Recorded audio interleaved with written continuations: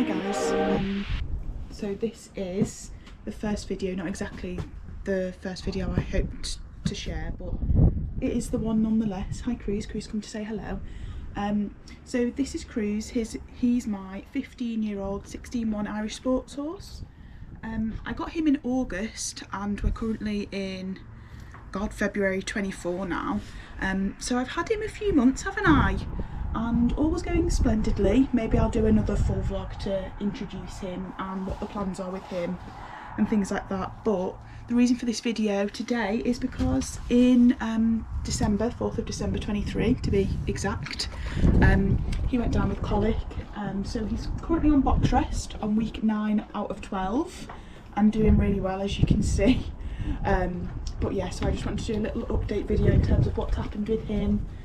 How you're getting on, which is quite well, isn't it? It is, yes, but I'm trying to catch the last bit of the daylight, but we'll see if I manage to do it or not. So on the 4th of December 2023 I had a call at about 8 AM in the morning, it was a Monday, to say that Cruz was down in the field with colic. One of the girls had come up to ride her horse and I noticed he hadn't come over, and when she went to put him back, she'd noticed, thank you Cruz, she'd noticed that he was down. He was absolutely caked in mud. He'd obviously been down for a few hours, we're not exactly sure how long for, and that I should get a vet. So I got a vet and rushed here. I was actually off that day anyway because I was coming in, he was going to be clipped from being a fluffy bear, weren't you? But obviously that never worked out.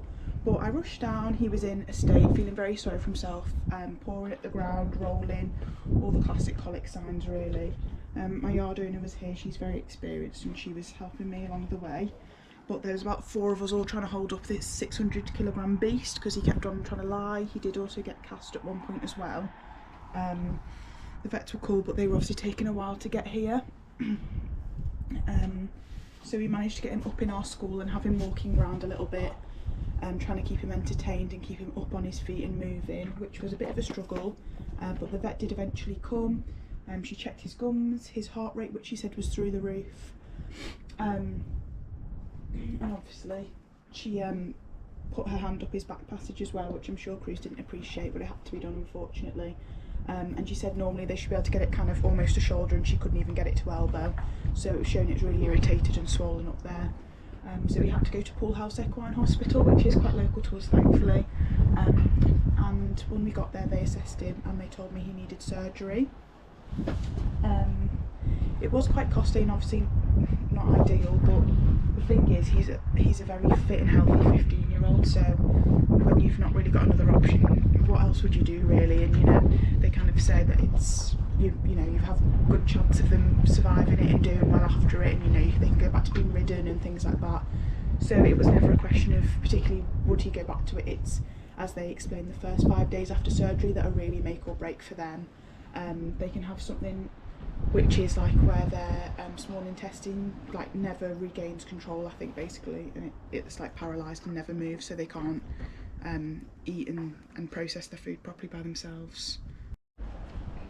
So after having a look at Cruz, they discovered that he'd had a benign cyst or tumour hanging off, I think it was his gut, and what had happened is it had wrapped around his small intestine, strangled it and obviously caused it to die, which meant that he couldn't process any food or anything. So what they had to do is operate, so he's got to cut down his middle.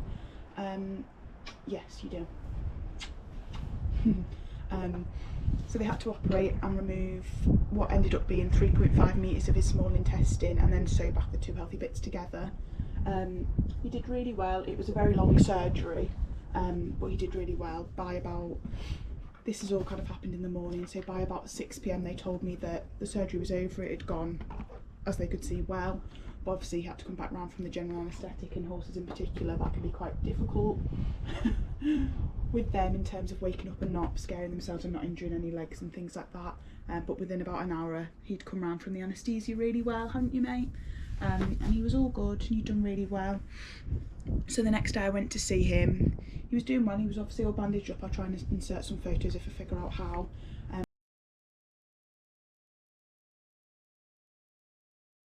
But he was doing well, he was interested in feeding, which was really positive. and you know, they were quite keen for us to keep trying to graze him and things to try and get his intestine working. They kind of explained to me from this point that a lot of horses have reflux, which is where they have a build-up of fluid in their stomach, and because obviously the small intestine etc isn't working, they have to put a tube up the horse's nose to drain that out, to obviously stop their stomach from potentially rupturing.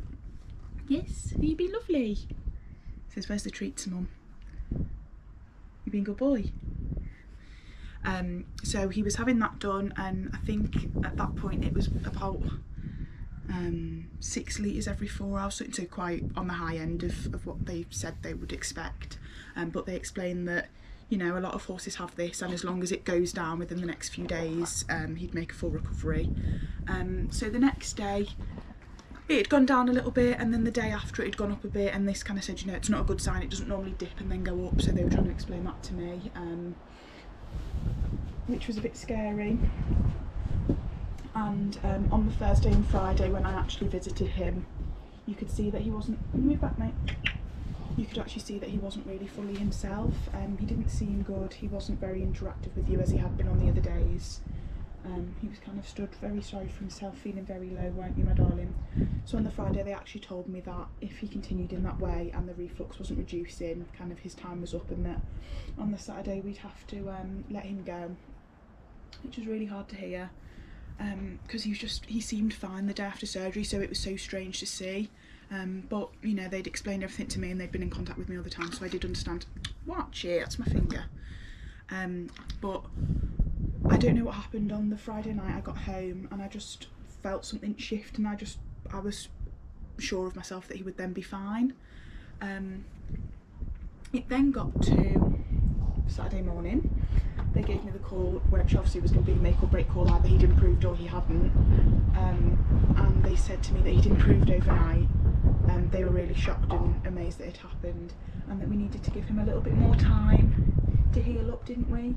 So that's what we did, and from there he did stay in hospital another 3 weeks, but it was kind of all on the mend. So he improved and we thought he was going to come home, but then it was kind of coming close to the Christmas period and the bank holidays, and they were worried that if he came home and then there were any issues in terms of changing his dressing and things like that, or you know, infection etc, that I'd struggle to get a vet. So they wanted to keep him, which was fine. He then did have a build-up of fluid, so he had a bit of seepage, which again I'll try and insert photos of, sorry if you don't like that.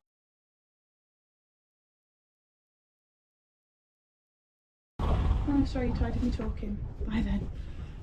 A build-up of fluid, so they were kind of monitoring it and testing it continuously for infection, but it had never actually showed as infectious until about 2 days before I was confirmed to take him home, then it tested as infectious. So what they wanted to do is put him onto injection antibiotics. Just because of everything he'd gone through, they wanted to give him 5 courses of injections, 5 days of injections to kind of get it into his blood, get it into his system, and then get him going before then moving him onto oral antibiotics, which I could continue from home. So yeah, 4 weeks later he came home to his little home. He was very happy. My yard owner was kind enough to go and pick him up, and I believe he did do a little leap off the lorry. I think he was quite happy to see the mares that you love very much, don't you? You love your girlfriends, don't you? You do, yes, you do, yes. So very conveniently I've lost power in the stable, so that's handy. But where was I up to? So after 4 weeks, so in between Christmas and the New Year period, Cruz came home, and he was very happy to come home, as I might have already said. So since then he's just been on box rest, being hand grazed when possible to try and let him stretch his legs. And to be honest, nothing much has been happening. Obviously I've just been up here sorting his stable out, pampering him. I did give him a haircut as well, to try and give him a little trim, and basically we've just been watching his wound, which is now looking really good, which again, if I can find a picture I'll try and insert one so you can see, but he's doing really well. So just to give you an update on like the plan from here now then, so we're currently at the start of Feb. By the end of Feb the aim is that he will go out into a small field and be able to stretch your leggies a little bit, won't you, but hopefully not run around like a maniac, but you never know. So you can start stretching his legs from there. Steady! Woo! Steady, my love. I don't know if I can. And we'll start some in-hand work with him, probably just taking him on the road and maybe doing some like pole work and stuff like that for a month. And then sort of mid to the end of March, the aim is that I'll be able to start riding him again, obviously depending on how he goes in general between now and then. But particularly the last week or two, I've really noticed he's very high spirited again, which is really nice to see. I think he's had enough of box rest now. He's getting quite rude when it comes to food, but to be honest I can't blame him because he's got nothing else to do. But yeah, so that is pretty much all I have to share. The plan is to do a meet cruise vlog, which I did do months ago, but obviously I only had little bits of clips, so I was meant to redo it, and then he colicked. So the idea will be to do a meet the cruise vlog, share maybe what our plans were / are for 2024, and just to try and track what we get up to really for 2024 and track our progress together. Maybe I'll share a little bit more about me as well on one video. But yeah, so until next time, thank you very much for watching. See you next time.